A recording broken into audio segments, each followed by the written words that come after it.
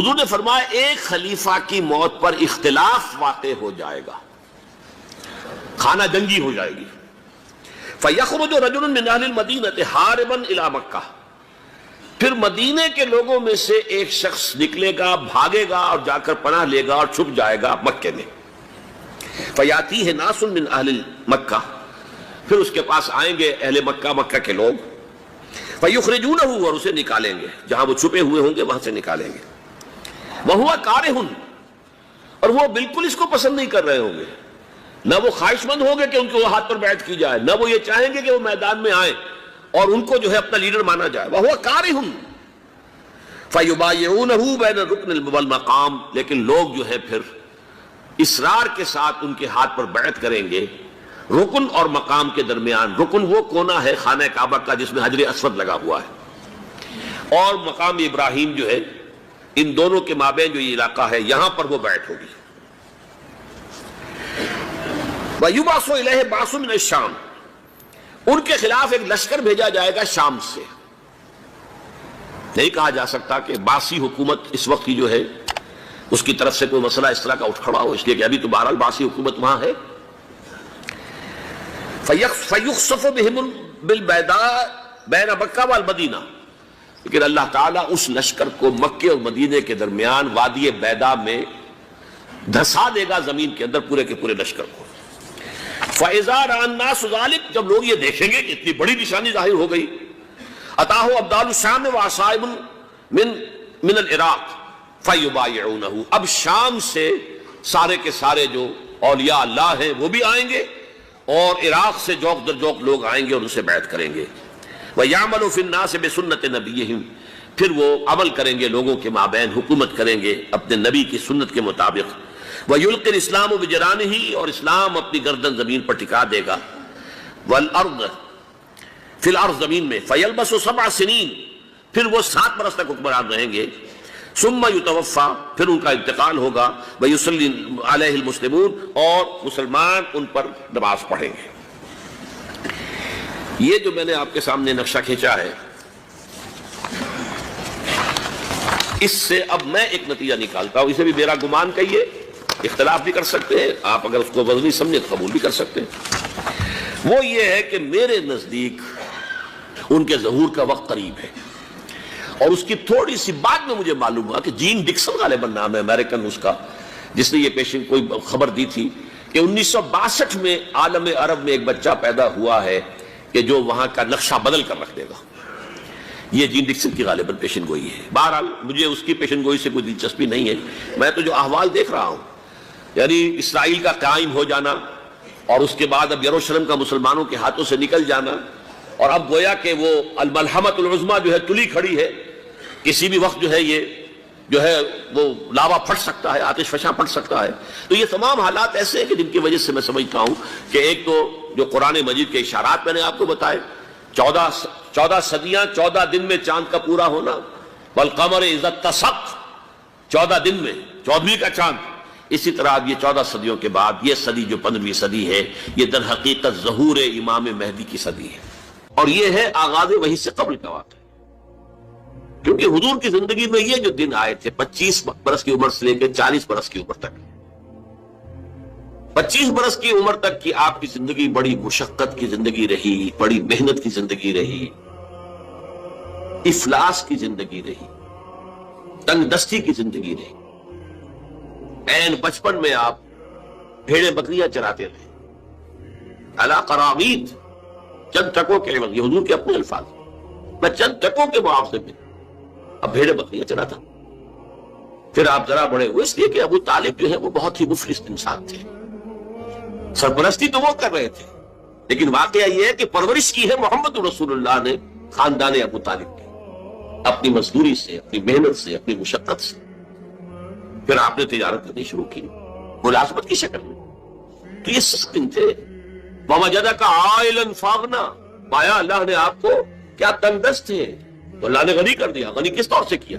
حضرت خدیجہ سے شادی ہوئی 25 برس کی عمر میں، جو عرب کی متمول ترین خاتون، ان کی اپنی فرمائش پر یہ شادی ہوئی، انتہائی محبت کرنے والے۔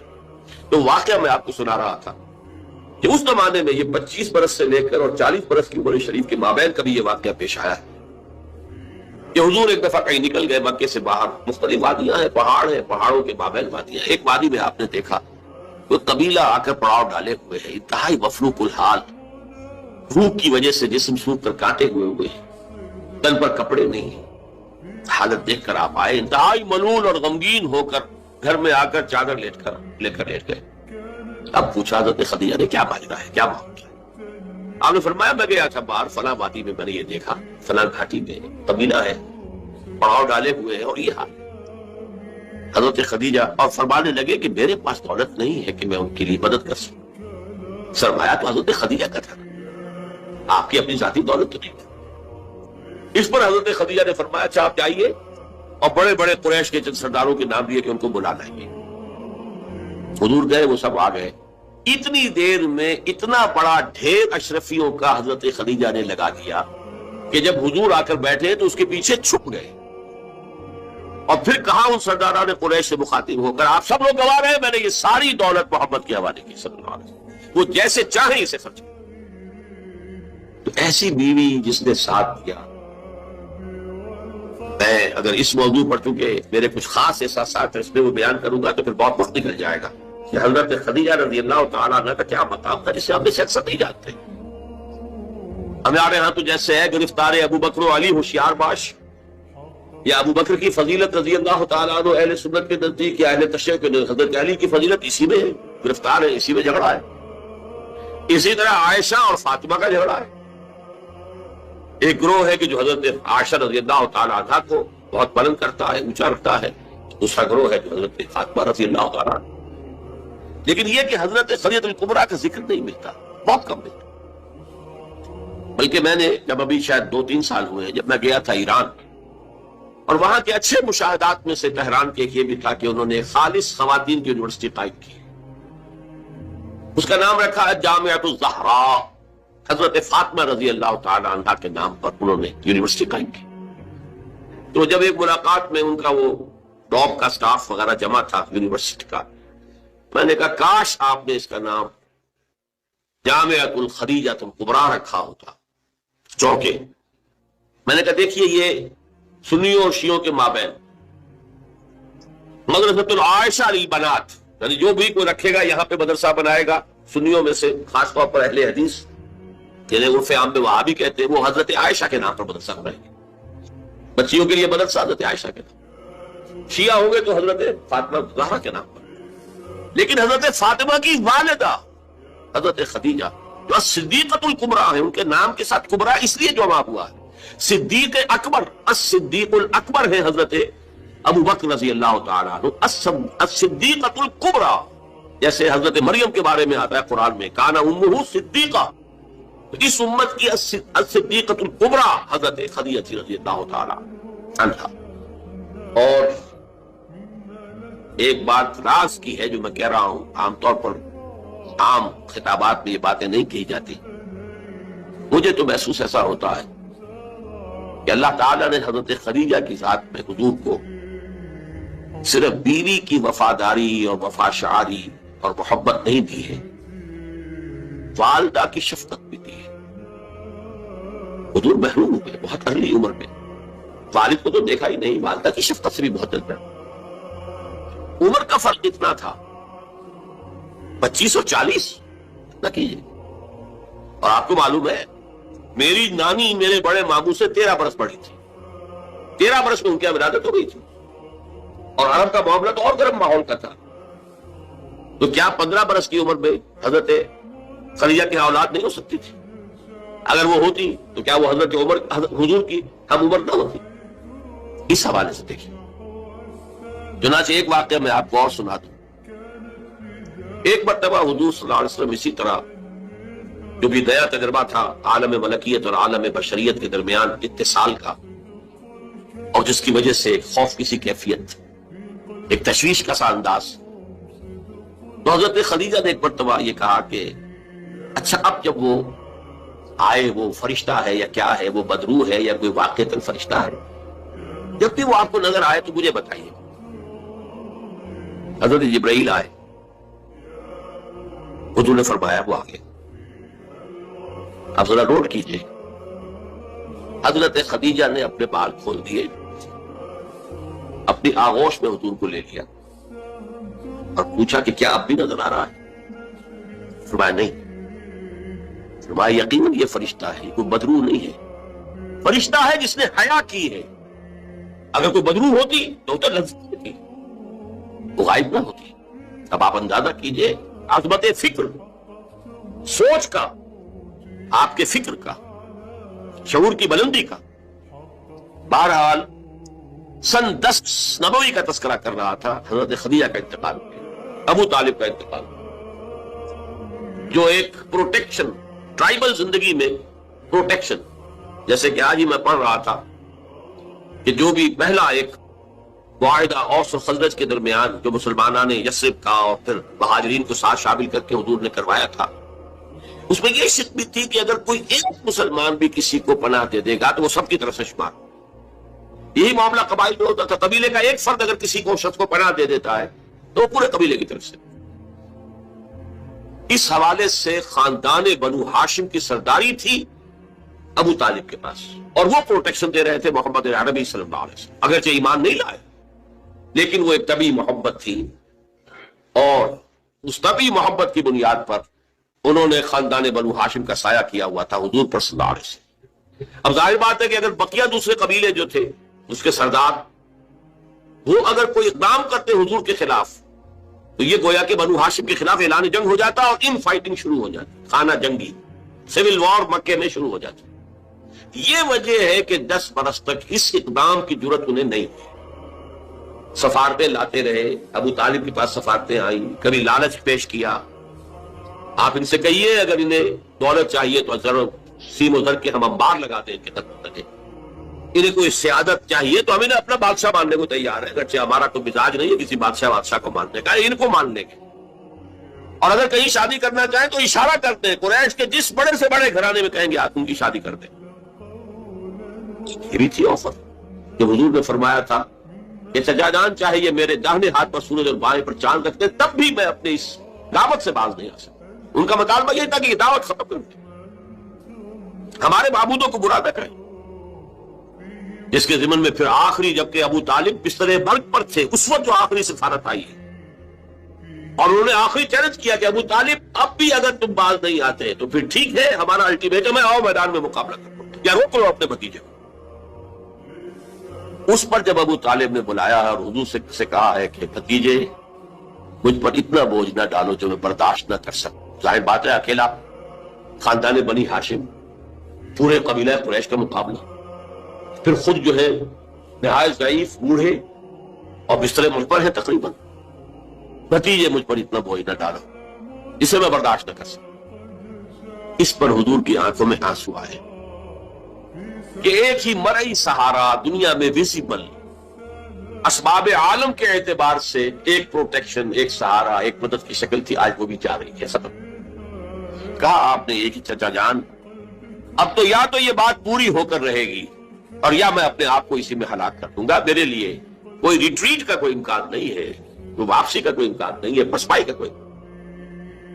بہرحال میں نے یہ سارا پس منظر بتایا ہے عام الحزن، اور یہ ابو طالب کا بھی انتقال ہو گیا، وہ پروٹیکشن ختم ہو گئی، بلکہ اب بنو ہاشم کا سردار ابو لہب ہے جو خود دشمن ہے انتہائی، جو سمجھیے کہ زہریلا دشمن، جس نے اس وقت کہہ دیا تھا تبا لکا لہذا جماعت، جس نے اپنے دونوں بیٹوں سے حضور کی دونوں صاحبزادیوں کو طلاق دلوائی۔ طلاق بھائی مانا وہاں تو در حقیقت نسبت کا ہو جانا ہی ایک طرح کا نکاح ہوتا تھا، تو نکاح باقاعدہ ہو جائے گا، نسبت ہو گئی، منسوب ہو گئی، تو گویا کہ ایک رشتہ قائم ہو گیا۔ دونوں بیٹے تھے ابو لہب کے جن سے حضور کی 2 صاحبزادیوں کا رشتہ تھا، ان دونوں نے آ کر نہایت گستاخانہ انداز میں، توہین آمیز انداز میں آ کر حضور کے سامنے کھڑے ہو کر اور کہا کہ ہم تمہاری بیٹیوں کو طلاق دیں گے۔ سارا سب میں جیلے ہیں حضور کے صلی اللہ علیہ وسلم۔ اب وہ ہے بنو ہاشم کا سردار، کیا نکلے گا نتیجہ؟ پروٹیکشن ختم، اب تو جو بھی چاہیں گے وہ دارالندوا میں فیصلہ کریں گے۔ لہذا آپ گئے طائف کی طرف، یہ حضور کی مکی زندگی کا اہم ترین واقعہ ہے۔ حالانکہ اس سے پہلے 3 برس کا آپ کا شیب بنی ہاشم کے اندر جو گھراؤ رہا اور مقاطعہ رہا اور بائیکاٹ رہا، کھانے پینے کی چیزیں جو ہے روکی گئیں، بدترین قسم کی فاقہ جو ہے کشی کرنی پڑی پورے خاندان بنی ہاشم کو، حالانکہ وہ سب کے سب ایمان تو نہیں لائے تھے، لیکن اس جرم کی پاداش میں کہ بنو ہاشم محمد کا ساتھ نہیں چھوڑ رہے، لہذا اس پورے خاندان کو جو ہے اس کے ساتھ بائیکاٹ ہوگا، اور بائیکاٹ کے نتیجے میں بنو ہاشم کا پورا خاندان شیب بنی ہاشم میں، اور جس کو شیب ابی طالب بھی کہتے ہیں، 3 برس تک محصور رہا، کوئی چیز کھانے کے لیے نہیں۔ کوئی اللہ کا بندہ حکیم ابن حزام جیسی شخصیت ہے، بنیادی طور پر نیک شخصیت، وہ کہیں پہاڑ کی چوٹی پر چڑھ کر نیچے اتر کر، ورنہ پہاڑ جو وادی ہے ان کے دونوں سروں کے اوپر پہرے ہیں، کوئی جا ہی نہیں سکتا، اب پہاڑ کراس کرے اتر کے کوئی شہد دے آئے، اس لیے کہ وہ بہت قریبی عزیز سے حضرت خدیجہ کے رضی اللہ تعالیٰ عنہ، تو اپنی ان رشتہ داری کا بھی وہ خیال رکھتے تھے، کبھی لے آئے تو لے آئے، ورنہ وہ وقت بھی آیا ہے کہ بنو ہاشم کے پھول جیسے بچے بلک رہے ہیں، کھانے کو کچھ نہیں ہے، کچھ نہیں ہے سوائے اس کے کہ سوکھے چمڑے ابال کر ان کا پانی ان کے حلق پر ٹپکا دیا جائے، کچھ نہیں۔ لیکن اس کو بھی میں سخت ترین نہیں کہتا، حضور صلی اللہ علیہ وسلم کے لیے ذاتی طور پر جو سخت ترین مرحلہ آیا ہے وہ یوم طائف تھا، جس کی گواہی حضور کے اپنے قول میں کہ حضرت عائشہ نے ایک مرتبہ پوچھا رضی اللہ تعالیٰ عنہ کہ کیا آپ پر یوم احد سے بھی زیادہ کوئی سخت دن گزرا ہے؟ ان کے ہوش میں ظاہر بات ہے یوم احد حضور مجروح ہوئے، زخمی ہوئے، دندان مبارک شہید ہوئے، خون کا فوارہ چھوٹا، آپ پر بے ہوشی طاری ہوئی، آپ کی زبان مبارک سے ایک بددعا بھی نکل گئی، کیف یہدی اللہ قوما صدبوا وجہ نبیہم بالدم، اللہ اس قوم کو کیسے ہدایت دے گا جس نے اپنے نبی کے چہرے کو خون سے رنگیت بنا دیا، خون سے رنگ دیا۔ پھر یہ کہ 70 صحابہ جو ہے شہید ہوئے، جن میں حضرت حمزہ جیسے بھی، آپ کے چچا بھی ہیں، آپ کے خالہ داد بھائی بھی ہیں، آپ کے دور شریک بھائی بھی ہیں، ساتھ کے کھیلے ہوئے ہمجولی بھی ہیں، اسد اللہ ہے، اسد الرسول ہی بھی، اور ان کی لاش آئی ہے کہ ناک کٹی ہوئی، کان کٹے ہوئے، اور پیٹ چاک کر کے کلیجہ چبایا ہوا۔ تو سخت ترین دن حضرت عائشہ کے نزدیک یوم احد تھا، حضور نے فرمایا نہیں، مجھ پر سخت ترین دن یوم طائف تھا۔ آپ مکے سے مایوس ہو کر طائف گئے، اور نوٹ کیجئے یہ واحد موقع ہے جہاں نظر آتا ہے کہ حضرت ابو بکر بھی حضور کے ساتھ نہیں، ورنہ سائے کی طرح ساتھ رہنے والی شخصیت، صرف ایک ہے ساتھ، زید ابن حارثہ رضی اللہ تعالیٰ عنہ، جو منہ بولے بیٹے بھی قرار دے دیے گئے تھے، لیکن یہ کہ تھے تو غلام، آزاد کردہ غلام، مولا تھے حضور کے، وہ ساتھ ہے صرف۔ آپ نے عام راستہ اختیار نہیں کیا جو کہ آسان راستہ ہے، سیل کا راستہ اب بھی ہے، طائف کے 2 راستے، مکے سے طائف جائے 2 راستے، ایک طریق السیل کہلاتا ہے، ایک طریق الجبل کہلاتا ہے، پہاڑی راستہ جو ہے انتہائی دشوار گزار، انتہائی، آج بھی آپ جب جائیں وہاں پر تو معلوم ہوتا ہے کیسے لوگوں نے سڑک بنائی ہے، یہ نہایت دشوار گزار، لیکن اب دوبارہ وہ بہت عمدہ سڑک بنی ہوئی ہے۔ حضور کے زمانے میں سڑک کہاں تھی؟ کس سختی کو جھیل کر اس طریق الجبل کو آپ نے اختیار کیا، اس لیے کہ عام آمد کا راستہ جہاں تھا وہاں تو سطح تھا کہ فوراً حملہ ہو جائے، کیونکہ غالباً دارالندوا میں یہ فیصلہ ہو چکا کہ اب قتل کر دو محمد کو، ختم ہوا، ابو طالب گیا، اب کوئی ہمیں اندیشہ نہیں ہے کہ کوئی ان فائٹنگ ہو جائے گی، کوئی جو ہے سول وار ہو جائے گی قریش میں، لہذا اس لیے آپ ایوائڈ کر رہے ہیں اس راستے کو جس پر عام عام ہے۔ وہ دشوار گزار راستے سے ہو کر طائف پہنچے، وہاں کے 3 سرداروں کے پاس جا کر اپنی دعوت پیش کی، اس امید میں کہ اگر ان میں سے کوئی ایک بھی دعوت قبول کر لے، مجھ پر ایمان لے آئے تو میں یہاں منتقل ہو جاؤں، یہ میرا دارالہجرت بن جائے۔ حکمت خداوندی میں، مشیت ازلی میں یہ معاملہ جو ہے یہ شرف پہلے سے طے تھا یثرب کے لیے، لیکن حضور کی اپنی غور و فکر، سوچ بچار، اس کے حوالے سے آپ طائف پہنچے۔ تینوں نے جو جواب دیے ہیں کلیجے سے پار ہونے والے جوابات، ایک جگہ فوراً جب روانہ ہو جاؤ یہاں سے، اس لیے کہ ہو سکتا ہے تم سچے ہو، واقعی رسول ہو، تو میں نے کوئی توہین کر دی تو میں مارا جاؤں گا، اور ہو سکتا ہے تم جھوٹے ہو تو جھوٹے کو میں وہ لگانا نہیں چاہتا، لہٰذا روانہ ہی ہو جاؤں۔ ایک جگہ تمہارے سوا کوئی ملا تھا اللہ کو رسول بنانے کے لیے، یہ جو قرآن مجید میں بھی آیت کوٹ ہوئی ہے، من قریتین عظیم، یہ جو کوئی رجل ہوتا، کوئی شخص جو ان 2 بستیوں میں بڑی عظمت والا ہوتا، دولت والا ہوتا، ولید ابن مغیرہ کی طرح اس کی جائیداد مکے میں بھی ہوتی، مدینے اور طائف میں بھی ہوتی، تو ایسا شخص نہیں ملا تھا اللہ کو کوئی نبی بنانے کے۔ تم جیسا یتیم مفلوق الحال، جس کا اپنا کوئی سرمایہ تھا ہی نہیں، جس کے لیے سرمایہ بھی اگر کوئی تھا تو بیوی کا تھا، وہ اللہ نے چنا۔ ان دونوں کو اپروو کرتے ہوئے، تسلیم کرتے ہوئے قرآن کہتا ہے اس کی لمٹ ہے. یہ علم تمہیں حقیقت کے دروازے تک تو پہنچا دے گا، اندر داخل نہیں کرے گا. بڑے پیارے الفاظ اقبال کے، گزر جا عقل سے آگے کہ یہ نور چراغ راہ ہے منزل نہیں. اور کیا کبھی عقل گو آشنا سے دور نہیں، اس کی قسمت میں پر حضور نہیں ہے. قریب لیکن حضور نہیں ہوگا. انسان کو حقیقت کے حضور میں حاضری اور علم الیقین کا حصول صرف وحی کے ذریعے سے ممکن ہے. اللہ نے اپنی رحمت کا اظہار فرمایا ہے. انسان کو محض عقل کے حوالے نہیں کیا، انسان کو محض ہوا سے ظاہری کے حوالے نہیں کیا، بلکہ اس کی ان تمام صلاحیتوں کے مزید جلا کے لیے چنے ہوئے بندے، سیرت و کردار کی معراج پر فائز، جن کی صداقت اور دیانت کا لوہا ان کے دشمنوں نے تسلیم کیا، ان کو چن کر ان پر وحی نازل کی، ہدایت بھیجی، راستہ دکھایا، انہیں مامور کیا کہ چاہے گالیاں دی جائیں، چاہے پتھراؤ کیا جائے، چاہے تمہارے جسم کو لہو لہان کیا جائے، تمہیں خلق خدا کو یہ حقیقت کا پیغام پہنچانا ہے. جو پیغام پہنچانا ہے اس پر عمل کر کے دکھانا ہے. اگر ایک نظام دیا گیا ہے تو نظام کو قائم کر کے چلا کے دکھانا ہے.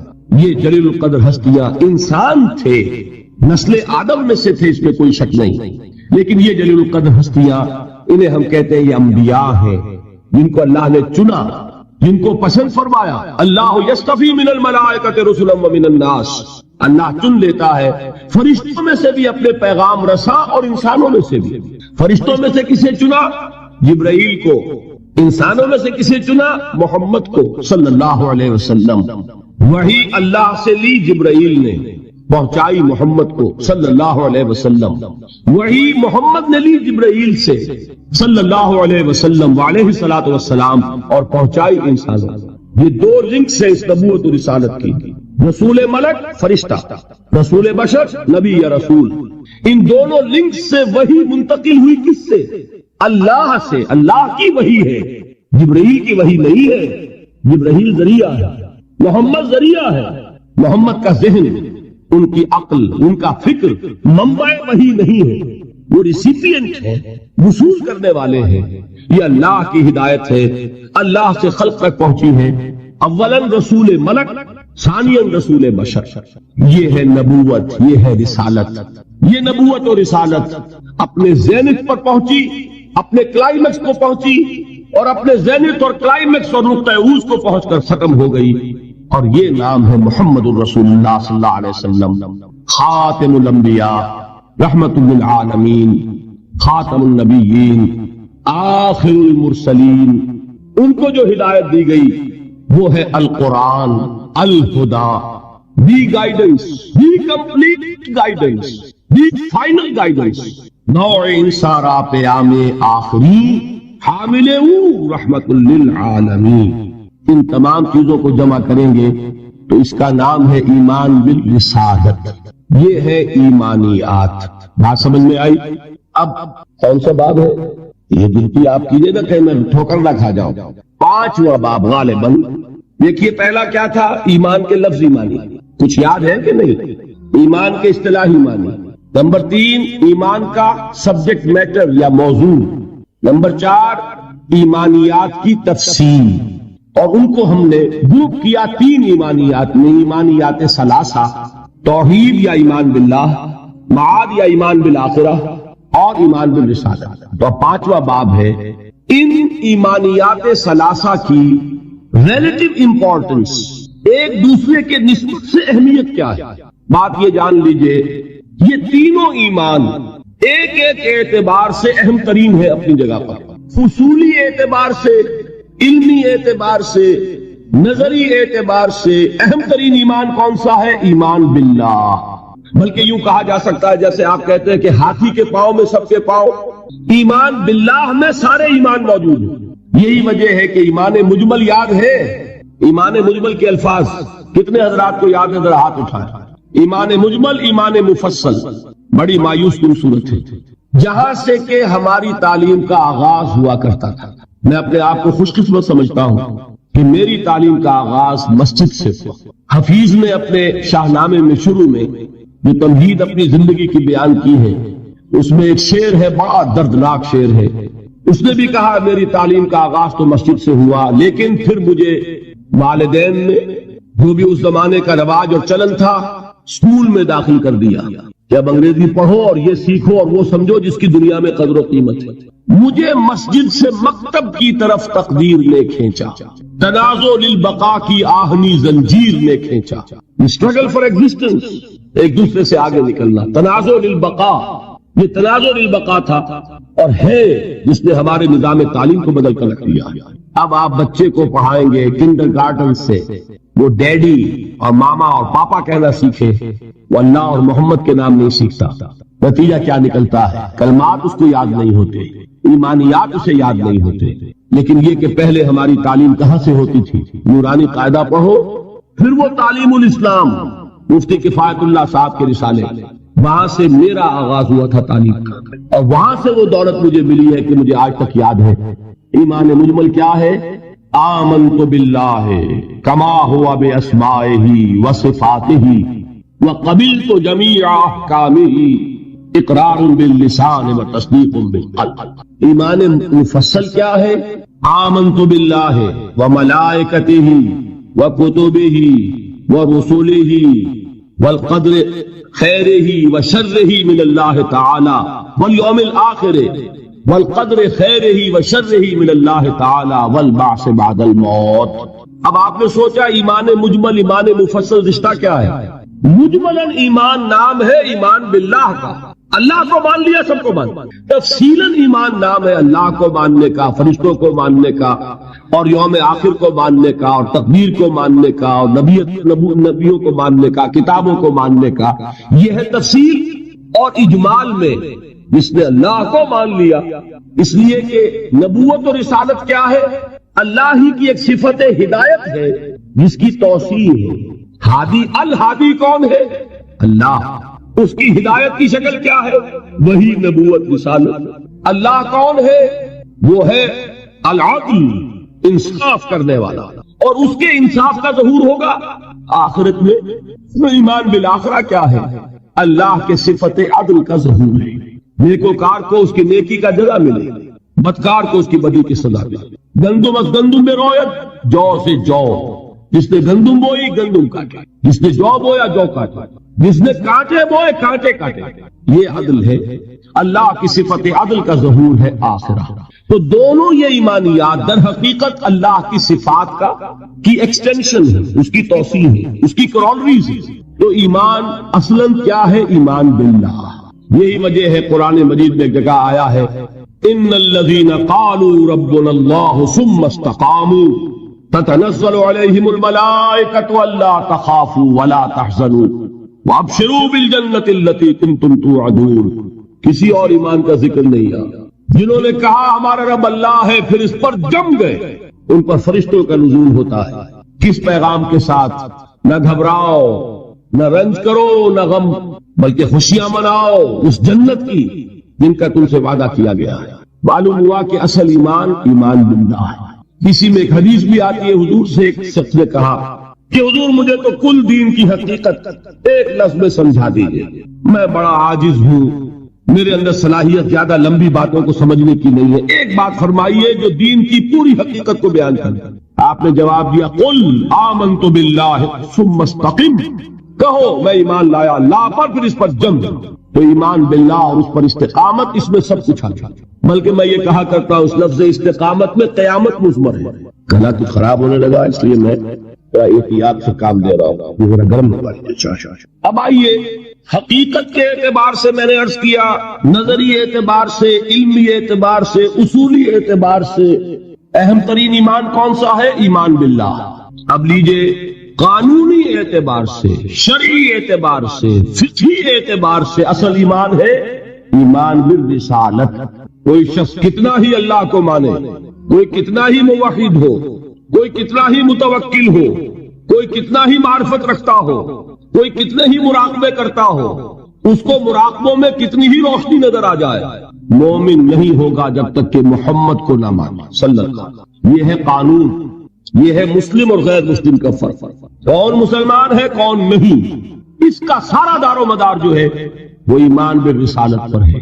اور ایمان کی رسالت کے ساتھ ختم نبوت و رسالت پر۔ حضور نے فرمایا صلی اللہ علیہ وسلم کہ قبر جو ہے کسی انسان کی وہ یا جہنم کے گڑھوں میں سے گڑھا ہے اور یا جنت کے باغیچوں میں سے ایک باغیچہ ہے۔ اب اس کی حقیقت کو ہم نہیں جان سکتے، دیکھیے نوٹ کر لیجیے اچھی طرح، پکے اصول کے طور پر گرا باندھ لیجیے، عالم برزخ اور عالم آخرہ کی کسی بات میں جو کچھ بتا دیا گیا اس سے آگے کھوج پرید مت کرے، اس لیے کہ یہ آیات متشابہات ہیں، ان کی اصل تعویل ہم نہیں جان سکتے۔ یہ عذاب روح کو ہوتا ہے یا جان کو ہوتا ہے یا کس کو ہوتا ہے، جسم کو ہوتا ہے، ہمیں نہیں معلوم۔ یہ ہمارے اس غیب کے پردے سے ماورا باتیں ہیں، اور ہم تو یؤمنون بالغیب میں سے ہیں، وہ لوگ ہیں کہ جو غیب کی باتیں جن کی خبریں دی ہیں اللہ نے، اس کے رسول نے، اس کو مانتے ہیں، لیکن ان میں جو ہے اجمال کے اوپر ہی اکتفا کرنی چاہیے۔ ہمارے ہاں بڑے بڑے جھگڑے، یہ قبر والا سنتا ہے کہ نہیں سنتا، اب اس کے لیے دلیلیں، جو ایک طرف وہ لوگ ہیں جو انکار کرتے ہیں کہ قبر کے اندر مردہ کچھ نہیں سنتا، ان کو کافر قرار دیتے ہیں۔ دیوبند کے مسلک کے لوگوں کے اندر بھی یہ ایک دوسرے کے لیے کفر کے فتوے موجود ہیں کہ جو نہیں مانتا سماع موتا کو وہ کافر ہے، دوسرے کہتے ہیں جو مانتا ہے سماع موتا کو وہ کافر ہے، مردہ کچھ نہیں سنتا۔ اب احادیث میں آتا ہے، احادیث میں تو یہ آتا ہے کہ جب دفن کر کے جاتے ہیں لوگ مردے کو تو وہ مردہ ان کے قدموں کی چاپ سنتا ہے جو جا رہے ہیں واپس۔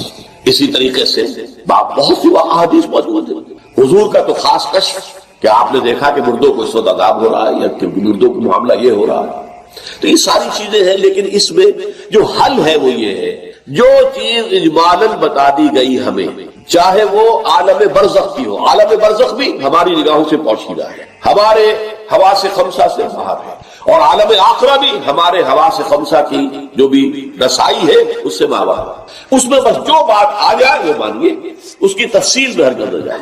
تو معلوم ہوا کہ جب حضور نے فرمایا کہ جنت جو ہے، جو قبر جو ہے وہ یا تو جنت کے باغیچوں میں سے ایک باغیچہ ہے یا دوزخ کے گڑھوں میں سے گڑھا ہے۔ کہیں ایسے بھی کہہ دیا گیا کہ قبر میں جب مردہ جو ہے داخل ہو جاتا ہے تو یا تو ایک کھڑکی کھول دی جاتی ہے جنت کی طرف جس سے جنت کی ہوائیں اور خوشبوئیں اسے آتی رہتی ہیں، روح و ریحان، اس سے وہ فائدہ مند ہو رہا ہے۔ ابھی حساب کتاب تو ہوگا، یوم القیامت کو ہوگا جب اٹھائے جائیں گے، اور یا پھر جہنم کی کھڑکی کھول دی جاتی ہے، اس سے وہ لپٹ، اس سے گرمی، یہ وہاں سے جھونکے آئے۔ تو ہم صرف اتنا ہی مانیں، اب یہ روح کو ہے یا جسم کو ہے، یہ عالم برزخ میں قبر پر ہے یا کہیں اور کہیں عالم ارواح کے اندر، واللہ اعلم۔ یہ ساری باتیں تو تبھی کھلیں گی جب ہم وہاں جائیں گے، تب حقیقت منکشف ہوگی۔ اس سے پہلے یؤمنون بالغیب ھدی للمتقین الذین یؤمنون بالغیب ویقیمون الصلاۃ ومما رزقناہم ينفقون۔ قرآن مجید کی ہدایت سے عبادت کی ایک روح بتائی حضور نے، لب لباب کہیے اس کا، وہ کیا ہے؟ دعا۔ الدعاء مخ العبادت، الدعاء هو العبادت۔ حضور کی یہ دو احادیث بہت سادہ، بہت مختصر۔ دعا ہی عبادت کا جوہر ہے۔ مخ کہتے ہیں ہڈی کے اندر جو گودا ہوتا ہے وہ مخ ہے، گودا جو ہے عبادت کا وہ کیا ہے؟ دعا۔ توحید فی الدعا کیا ہے؟ صرف اللہ کو پکارا جائے، اور شرک فی الدعا، جس کو بھی پکاریں گے آپ مدد کے لیے اس کو آپ نے معبود بنایا ہے۔ کسے باشا یہ مسئلہ سمجھ لیجیے، لا تدعو مع اللہ احد، اللہ کے ساتھ کسی کو مت مانگو۔ حضور نے فرمایا کہ جوتی کا تسمہ بھی مانگنا ہو تو اللہ سے مانگو۔ اللہ نے تو دروازہ کھولا ہوا ہے، جو چاہو مانگو، کسی اور سے مت مانگو۔ دیکھیے ایک علمی مسئلے اور ہوتے ہیں، یہ جو روحانیات کا معاملہ ہے، عالم ارواح میں کیا صورت ہے، ارواح صرف کہیں اللہ کے پاس کسی کولڈ سٹوریج میں ہے یا اس کا اس دنیا سے بھی کوئی تعلق ہے، یہ علمی مسائل ہے۔ فرض کیجئے اس وقت کوئی ارواح یہاں موجود ہو، فرض کیجئے، میں اس کا انکار نہیں کروں گا، ہو سکتا ہے کہ ہو سکتا ہے کوئی روحانیت والا شخص بتا بھی دے کہ ہاں فلاں کی روح موجود ہے، ہوگی بھائی، اسے نظر آتی ہوگی، ٹھیک ہے۔ یہ بھی ہو سکتا ہے کہ کوئی شیطان جن ہو اور وہ دھوکہ دے رہا ہو کہ میں فلاں کی روح ہوں، ہو سکتا ہے کہ نہیں، لیکن یہ بھی ہو سکتا ہے، وہ بھی ہو سکتا ہے، مجھے اس سے بحث نہیں۔ مجھے جس سے بحث ہے وہ یہ ہے کہ مجھے پکارنے کی اجازت نہیں، ہوا کرے کسی کی روح موجود ہوا کرے، مجھے میرے رب کی اجازت نہیں ہے کہ میں اسے پکاروں۔ مدد مانگوں گا اللہ سے، دعا کروں گا اللہ سے، استغاثہ کروں گا اللہ سے، تکلیف کے لیے دعائی دوں گا اللہ کا۔ اب اللہ جس سے چاہے کروا دے، کسی روح کو بھیج دے،